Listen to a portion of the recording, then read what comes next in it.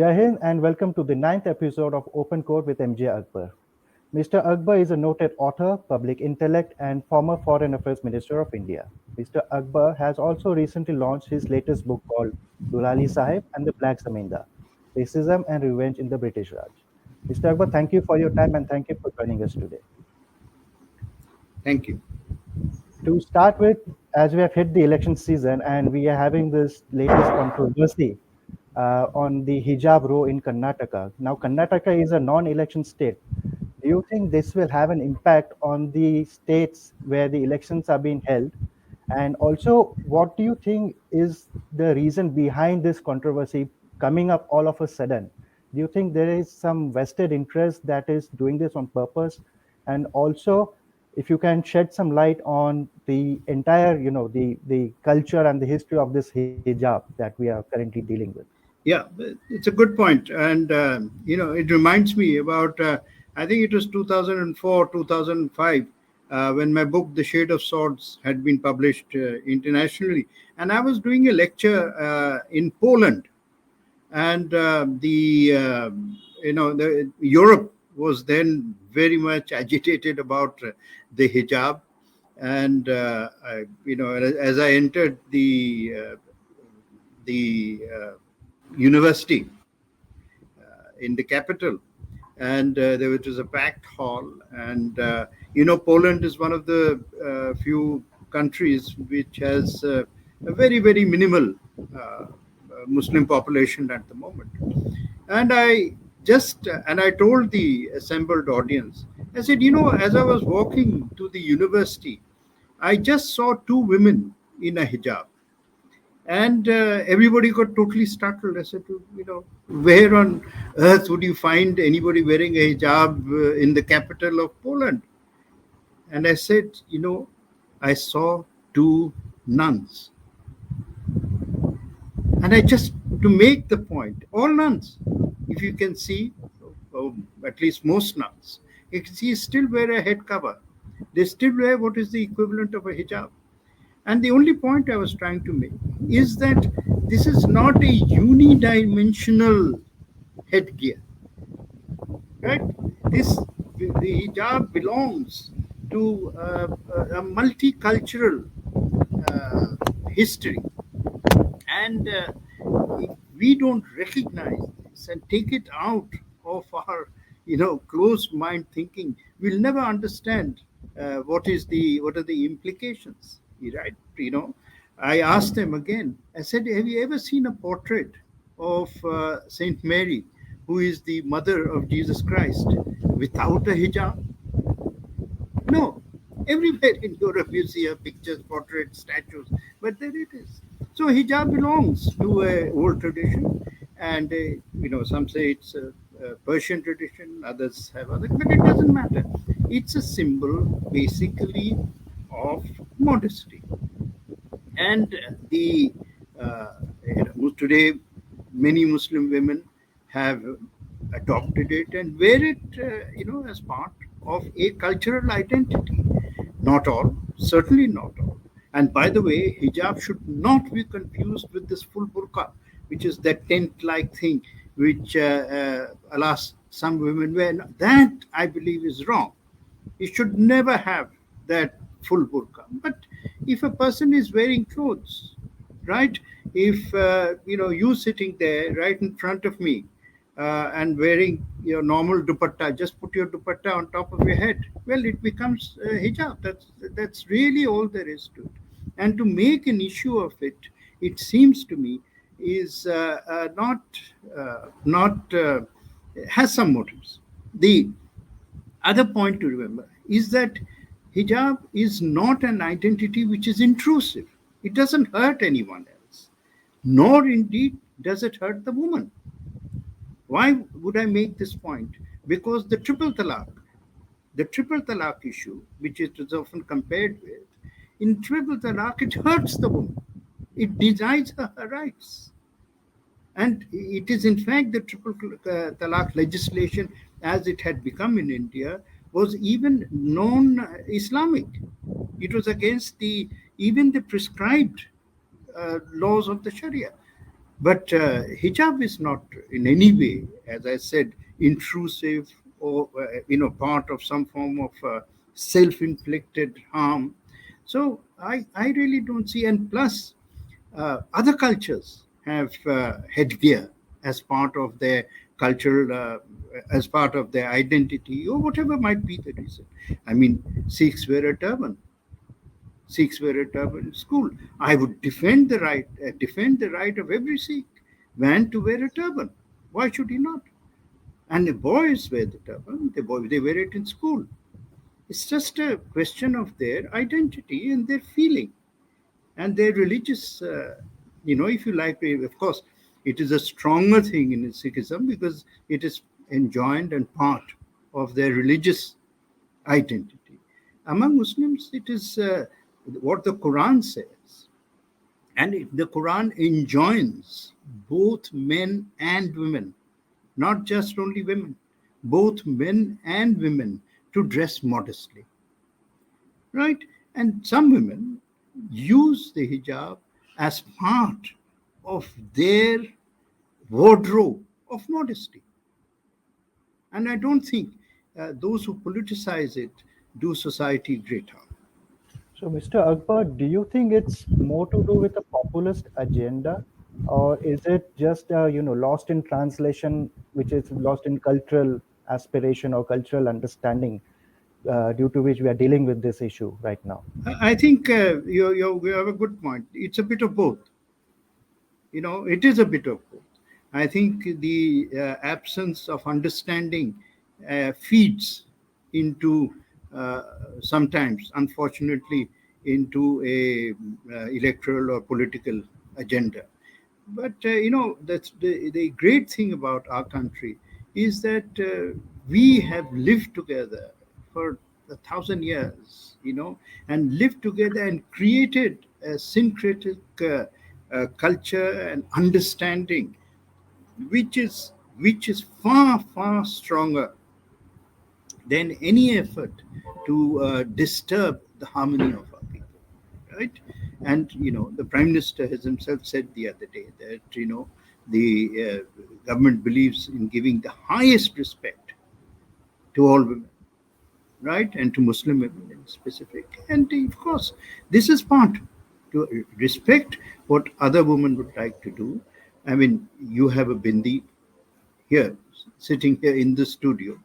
It is part of your identity, right? And who am I to say that is right or wrong? In fact, I must respect your right to wear a bindi.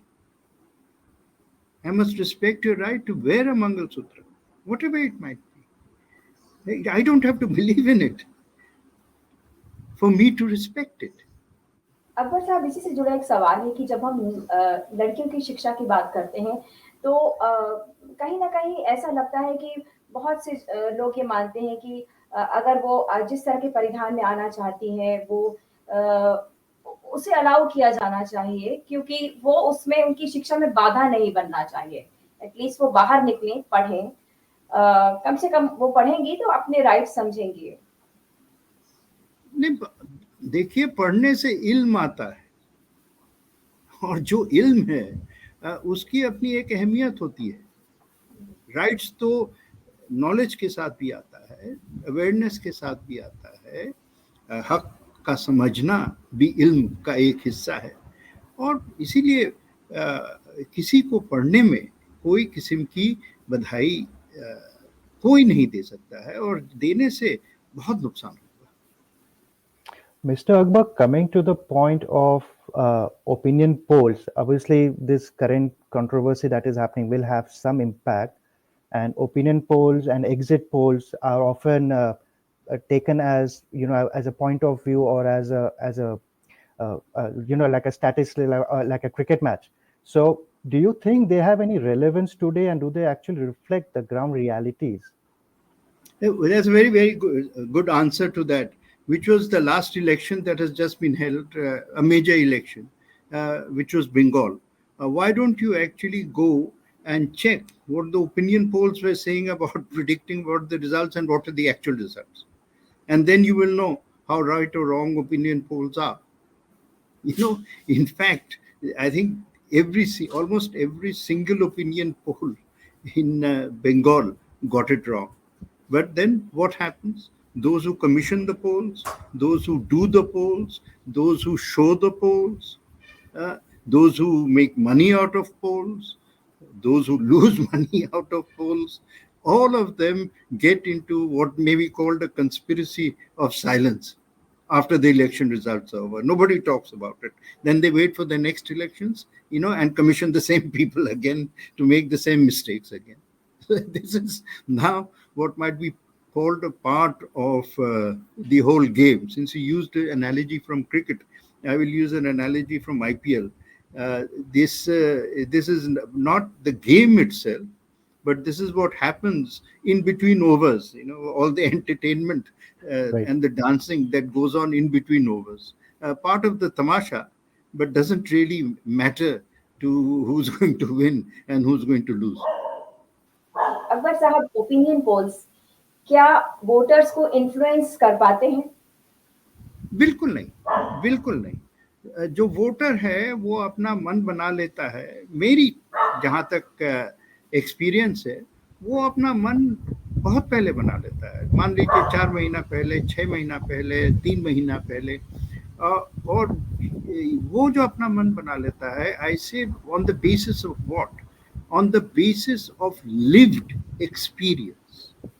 उसके साथ जो गुजरी है 4 साल में, 3 साल में, क्योंकि इलेक्शंस 5 साल लगते हैं, तो ये 4-5 साल में उसके साथ जो गुजरी है, उसके बेसिस पे वो अपना मन बना लेता है। और ये मन बनाता है, मतलब मैं समझता हूँ कि 80-90% लोग अपना मन बना लेते हैं 3 महीना 4 महीना पहले। उसके बाद खामोश हो जाते हैं, चुप हो जाते हैं, और फिर इंतजार करते हैं कि भैया जिस दिन पोल होगा तो हम चुपके से या हम खामोशी से जाके अपना वोट देंगे, और जब पोल खुलेगा उसी दिन सबको पता चल जाएगा कि किसके किस्मत में क्या लिखा था, सरकार की किस्मत में क्या लिखा था और ऑपोजिशन की किस्मत में क्या लिखा था। और फिर उसके बाद जो मीडिया कहे, जो कॉलमनिस्ट कहे, चाहे वो चीखते रहे या वो खामोशी या वो सभ्यता से कहे। अब सभ्यता से कहने वाले तो कम ही लोग रहे, लेकिन चलो ये जो चीखते हैं उससे मुझे नहीं लगता है कोई खास फर्क पड़ता है। और विज्ञापन से भी मतलब कोई 1-2% शायद असर पड़ता होगा, लेकिन जो मैं कहना चाहता हूँ कि डिसिसिव असर नहीं पड़ता। जो डिसिसिव असर है वो अपनी एक्सपीरियंस, लिव्ड एक्सपीरियंस जो उनके साथ गुजरी है, उसी से जनता अपना मन बनाती है। अकबर साहब, आप बांग्ला बहुत अच्छी बोलते हैं, जी बंगाल से नाता रहा है, तो एक कहावत है वहाँ, 12 मासे 13 पर्व। तो ये कहावत भारत में चुनाव के संदर्भ में कितनी सटीक बैठती है? हाँ, मतलब देखो, वही 12 मासे बोलो, 60 मासे बोलो, লোকেরা কিন্তু সব কিছু দেখে, সব কিছু ভেবে, সব কিছু এক্সপিরিয়েন্স করে তারপরেই ওরা নিজের মত বানাবে। এই একটা দুটো জিনিসে ওরা জানে যে ইলেকশনস একটা সার্কাস নয়, कि आप 2 घंटे के लिए अंदर चल गए और आपको किसी ने कोई एक्रोबैटिक्स दिखा ली और उसके बाद आपने कह दिया वाह वाह, अब चलो हम इसी को ही अब अपना नुमाइंदा पसंद करेंगे। ऐसे नहीं, ये बहुत सीरियस मामला है। डेमोक्रेसी बहुत ही सीरियस मामला है, और मैं कहता हूँ कि आपको पॉलिटिशियन से ज़्यादा सीरियस डेमोक्रेसी के बारे में वोटर रहता है। और इसीलिए जब वोटर्स चुनता है तो वह देखता है कि हमारा नेता जो है वो हमारी जिंदगी के साथ जुड़ा हुआ है या अपनी होश या बेहोशी में पड़ा हुआ है। और अगर हमारी जिंदगी के साथ जुड़ा हुआ है, हमें एक समाज, एक एनवायरनमेंट जिसमें शांति दे रहा है, शांति के साथ तरक्की दे रहा है, तरक्की के साथ रोटी दे रहा है, और रोटी दे रहा है सबको दे रहा है, सबका साथ सबको दे रहा है, तो तब वो जो है वो जानता है कि इसी वातावरण में हमारी अपनी जिंदगी भी कामयाब होगी और देश की भी उन्नति होगी। जी हाँ। इलेक्शंस की जब हम बात करते हैं तो स्टेट इलेक्शंस होते हैं, केंद्र सरकार के जो है वो चुनाव होते हैं, तो लगभग साल भर चुनाव चलते रहते हैं कहीं न कहीं। ऐसे में एक राष्ट्र, एक चुनाव की नीति कितनी हमारे लिए जो है वो महत्वपूर्ण है? वो ये बात जो है ना, देखिए 1967 तक हमारे सॉर्ट ऑफ इलेक्टोरल प्रोसेस में हर चुनाव जो है वो एक साथ होता है, पार्लियामेंट का भी, असेंबली का भी। लेकिन 67 के बाद, 67 के पहले एक तो वेरिएशंस होंगे, डिविएशंस होंगे, लेकिन 67 के बाद क्योंकि 67 में कांग्रेस अमृतसर से लेकर बंगाल तक हार गई, तमिलनाडु में हार गई, और एक बहुत बड़ा, समझिए, एक अर्थक्वेक, भूकंप, राजनीतिक भूकंप आया। तो उसके बाद कई सरकारें जो हैं वो अपना टर्म, क्योंकि अलायंस और कोएलिशन की सरकारें थी, वो अपना टर्म पूरा नहीं कर पाई। और जब अपना टर्म पूरा नहीं कर पाई तो कहीं प्रेसिडेंट्स रूल आ गया, कहीं फिर से चुनाव अलग से करना पड़ा, और इससे फिर ये चुनाव का कैलेंडर बिखरना शुरू हो जाता है। और फिर सरकारें भी कभी कभी, मैं तो कहूँगा, ज्यादती करती थी। एक ज़माना था जिसमें मिसेस इंदिरा गांधी, वैसे वो बहुत बड़ी नेशनलिस्ट थी, लेकिन फिर भी उन्होंने 100 बार मेरे ख्याल में उन्होंने प्रेसिडेंट्स रूल लगाया, और प्रेसिडेंट्स रूल लगाने से फिर असेंबली का आर्टिफिशियल भंग हो जाता है। जब आर्टिफिशियल भंग हो जाता है, आप 6 महीना चला सकते हैं, एक साल चला, लेकिन फिर से इलेक्शन कराना पड़ता है। तो इसलिए अब तो जो हालत है उसमें तो हमारा सारा पॉलिटिकल कैलेंडर जो है ना, वो एकदम बिखर गया है।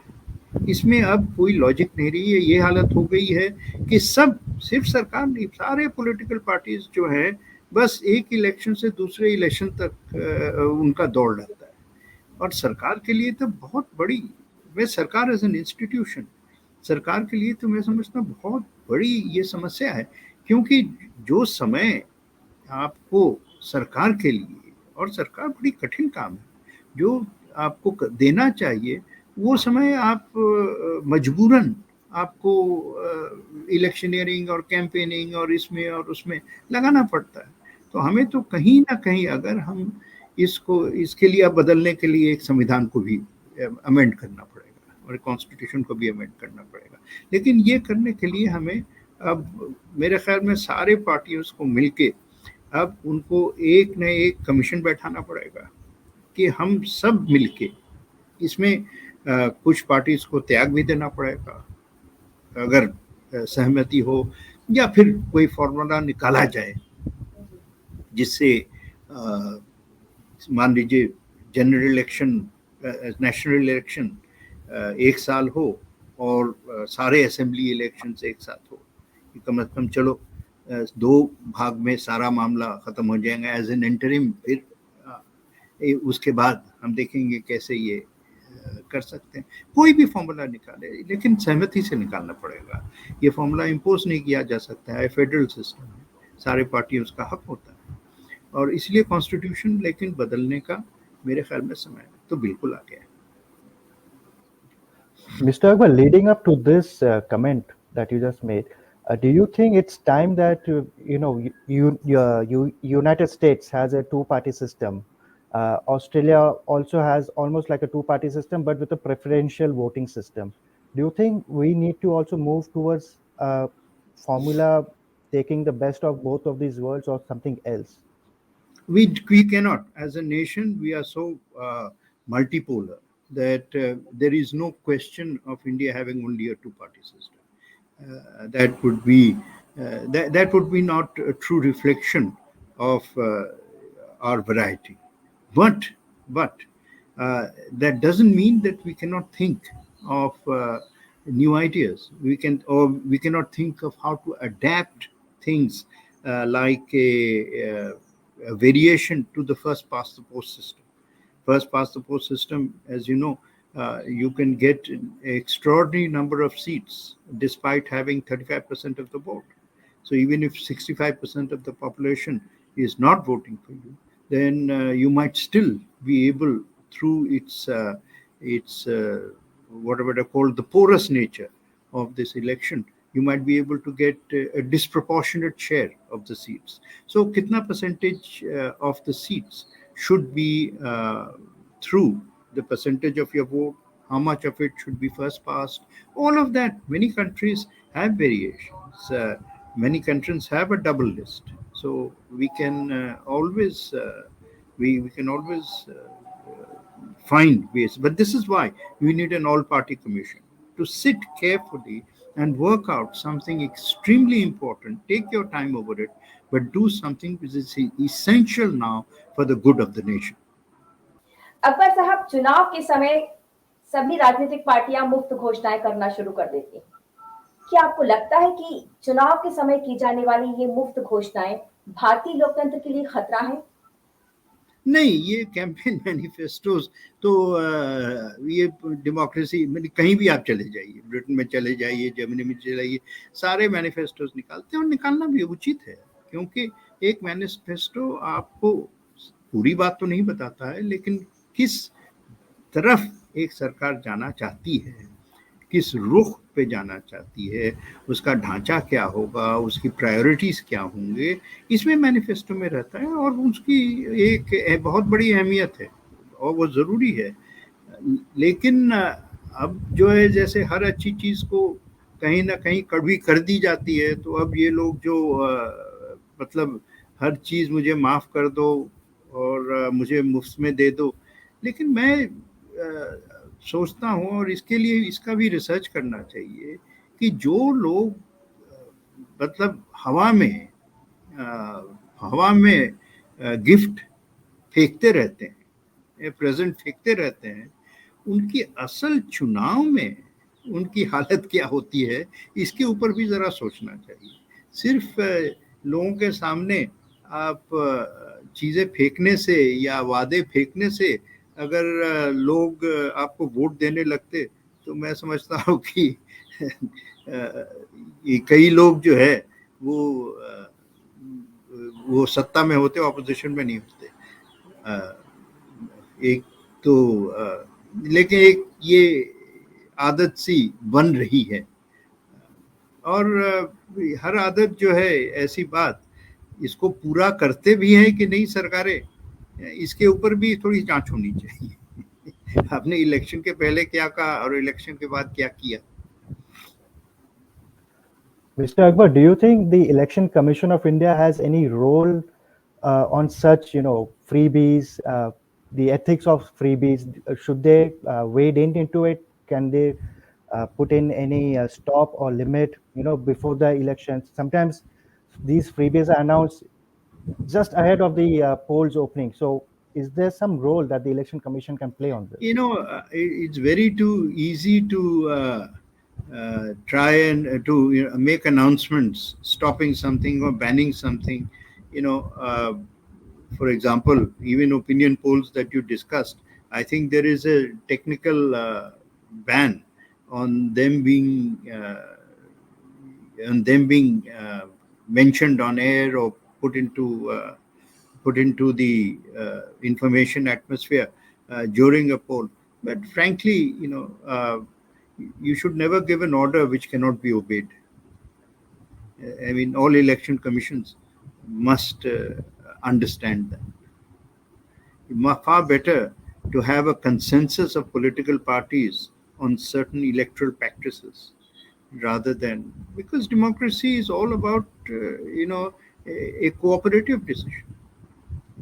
In any case, if political parties don't want to listen to you, then I mean, the election commission can't send political parties into prison. So. Mr. Akbar, speaking of the Election Commission again, do you think it has lived up to its promises as mentioned in the Constitution? Have they, helped in shaping up the Indian democracy?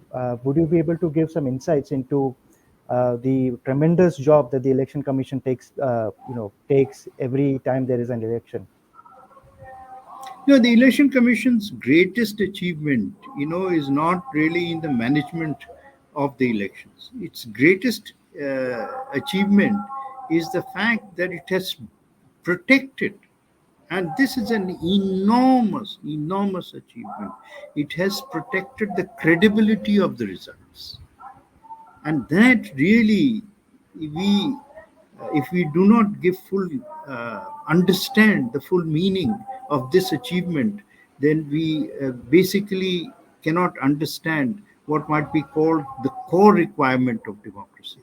The core requirement of democracy is, of course, everyone voting. But even more important than that is everybody should believe that the election result has not been manipulated between the vote and the result.